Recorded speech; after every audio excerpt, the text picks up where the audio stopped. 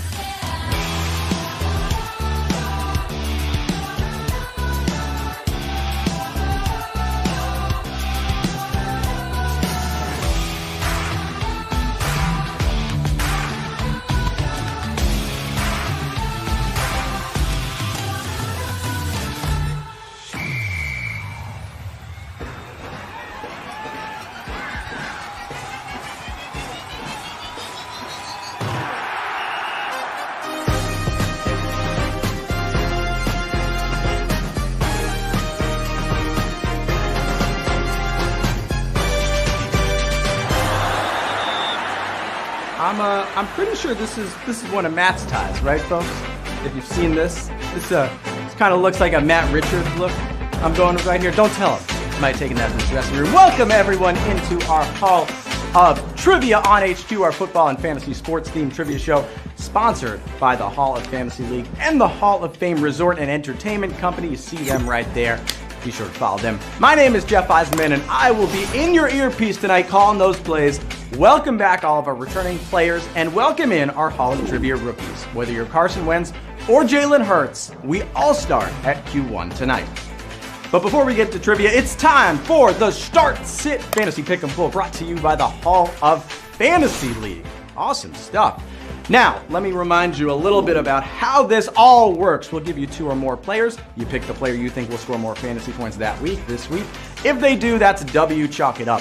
Get the most wins by the end of the contest, and you and whoever's left will share, you see it right there, a $10,000 grand prize. So keep on grinding, because it is very close right now. Last week we had Robert Woods versus DeAndre Hopkins.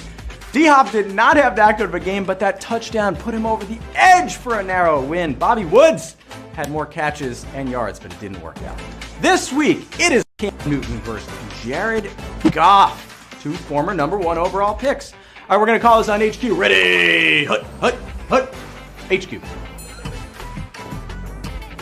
All right, who you got? We got Thursday Night Football back for the first time in 3 weeks, right? Nothing's stopping this one from happening. Patriots actually played the Chargers last week. They've just been hanging in LA, waiting to play this game, a rematch of the Super Bowl from 2 years ago. And we are split 50-50 for the second time this year.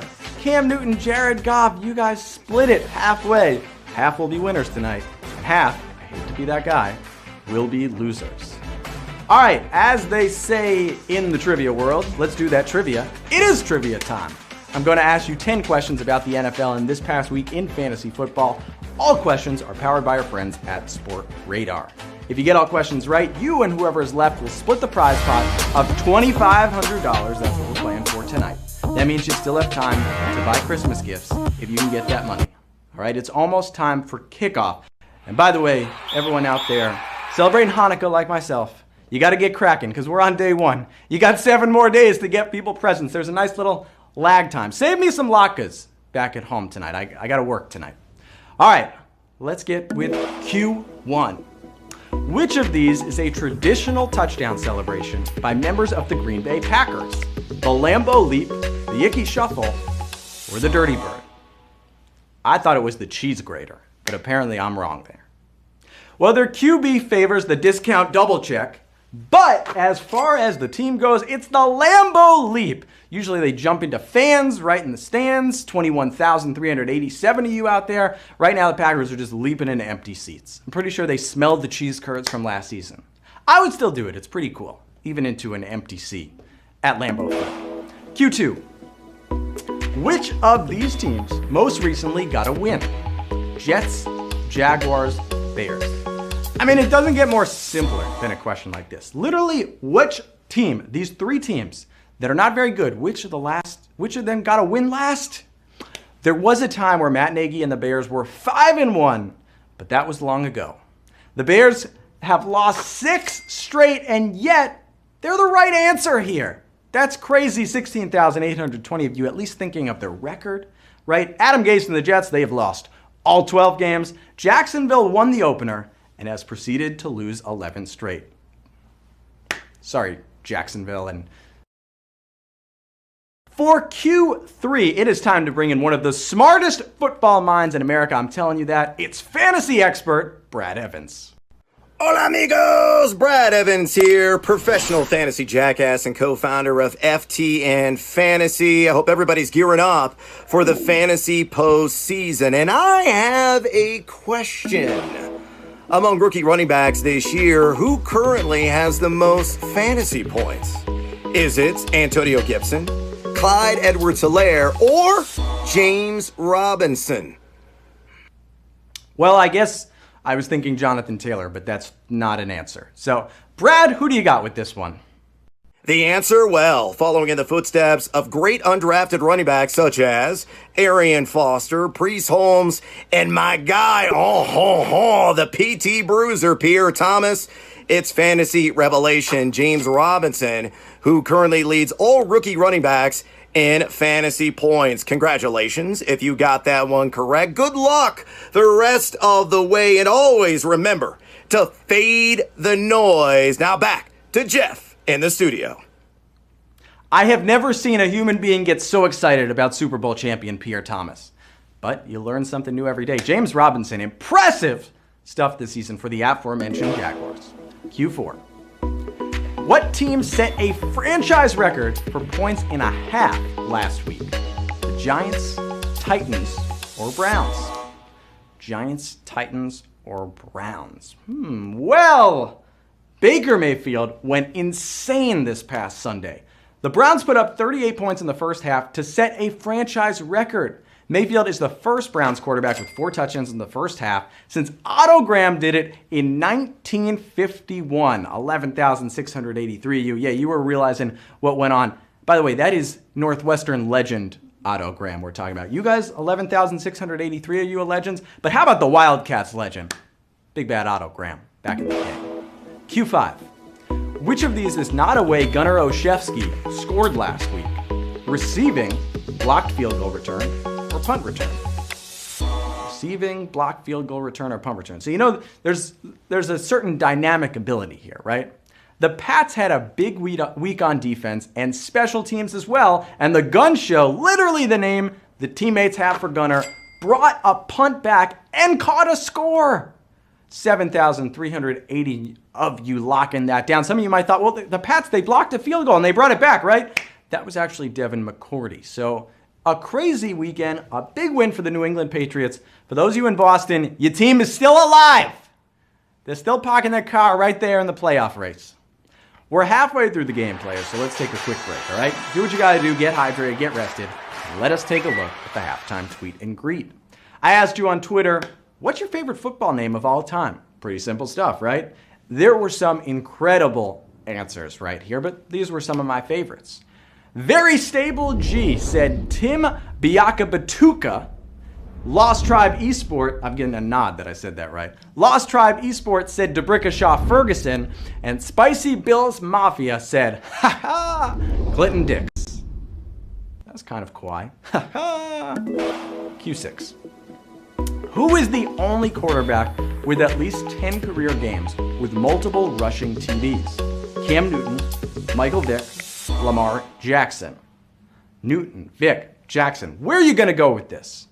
Michael Vick and Lamar Jackson might be the quarterback rushing kings in the open field, but no QB pounds it in like Superman. Cam Newton has 10 games with 2+ rushing TDs, and that's the most all time. Only 5,689 of you sticking around after that. By the way, who's second on the all-time list? Our good friend Otto Graham, Northwestern legend Otto Graham. He did it 7 times. Might remember him from Q4, if you're still here. Q7. Which of these tight ends has never reached 200 yards receiving in a single game? Darren Waller, George Kittle, or Travis Kelce? Waller, Kittle, or Kelce? Well, Darren Waller had a monster game last week, hitting 200 yards and blowing up a lot of fantasy matches in the final week of the fantasy regular season. George Kittle did it in 2018, but Travis Kelce still hasn't hit 200 yet. Can you believe it? Oh, wow. We got some smart people in there. 6,049 of you knew that. Travis Kelce, Patrick Mahomes, what are you waiting for? Throw him the ball. Get Travis Kelce his 200-yard game. Make that answer wrong for this question. Q8. Which team blew the biggest lead last week? The Bears, the Jets, or the Steelers? Chicago, New York, Pittsburgh. Who blew the biggest lead last week? Well, the Jets made a mess of that Raiders game to stay winless and in the Trevor Lawrence hunt. The Bears found a new way to lose, up 10 in the fourth quarter. It was the artist, formerly known as the undefeated Steelers, who let a 14-0 lead slip to the Washington football team. 5,299 of you getting that? They lost to the football team, folks. In the history of their rivalry, the Steelers have never beaten the football team. When they were called the football team. They're not undefeated anymore. Some of you are still undefeated as we head into Q9. Who is the only player to win the NFL Comeback Player of the Year more than once? Chad Pennington, Doug Flutie, or Alex Smith? 3 quarterbacks with 3 outstanding, unique stories in themselves. But who's right? You see, the thing with Chad Pennington is you never knew if he was going to throw the ball straight. You never knew how far his noodle arm was going to throw it each season. In 2006 and 2008, he slung it enough to be the Comeback Player of the Year. Both of those seasons, 4,346. You knew your Chad Pennington trivia. He did it once with the Jets, once with the Dolphins, was mostly dominated by the Patriots wherever he went in the AFC East. Doug Flutie did win it, by the way. Alex Smith, he'll probably win it this year. All right, it is time, folks, for the final question of the game. This is it. It all comes down to this last round. Don't be this week's Mike Glennon throwing an overtime interception. It's kind of rude of me because the Jaguars really made that a game, right? Oh well. Q10. Who is the only quarterback with 10 seasons of 30-plus touchdown passes? Tom Brady, Drew Brees, or Peyton Manning? 3 of the absolute all-time greats. You cannot go wrong with these guys. Statistical leaders in like every category, but only one's the right answer. Tom Brady won 3 Super Bowls in his 20s, but he didn't even have a 30-touchdown season until he was 30. And then he set the record with 50. He went 18-1, lost to the Giants. You know the deal, Super Bowl 42. Tom has actually only hit the 30 mark 7 times. Peyton Manning, he did it 9 times, but it is Drew Brees who did it 10 times, all in New Orleans after the trade to San Diego, from San Diego. 2,262 of you knew that one, and you are this week's winners. Congrats to those who nailed it down. Drew Brees in the Superdome in New Orleans, not just watching Taysom Hill right now on the sideline, but hey, Drew Brees did it big. 2,262 of you brought the heat this week. I'm talking about Benny Dak. I'm talking about PP Trey. I'm talking about some of them like Auntie 34. I'm talking about Amelia 045. All right. Silvara with the cat. Look at these cats. Very stable. Unreal. 6652. I don't see a picture, so I don't even know how real you are. REL 1, 2, 3. How about to 10? Knocking it down. Jack Chai 2. I'm sorry about those Bears questions. I don't know if that